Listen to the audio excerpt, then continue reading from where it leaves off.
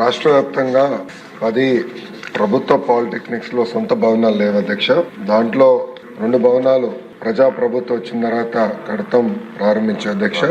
5 polytechnics కి ఇప్పటికీ భూములు కేటాయించాం అధ్యక్ష. దాంట్లో చోడవరం, పొన్నూరు, బేతంచెర్ల, మైదుకూరు, గుంతకల్. మైదుకూరు ఎమ్మెల్యే గారు అడిగిన దాంట్లో భూములు మనకు కేటాయించాం అధ్యక్ష.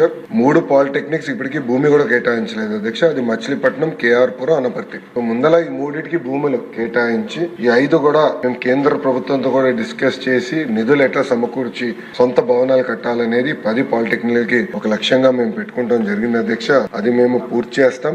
రాష్ట్ర బడ్జెట్, ఎంపీ ల్యాడ్, సిఎస్ఆర్ ద్వారా 3 అనుసంధానం చేసి తప్పనిసరిగా మేము ఈ యాక్టివిటీ అంటే ఈ భవనాలు కట్టేది త్వరలోనే పూర్తి చేస్తామని గౌరవ సభ్యులందరికీ నేను తెలియజేస్తున్నా అధ్యక్ష.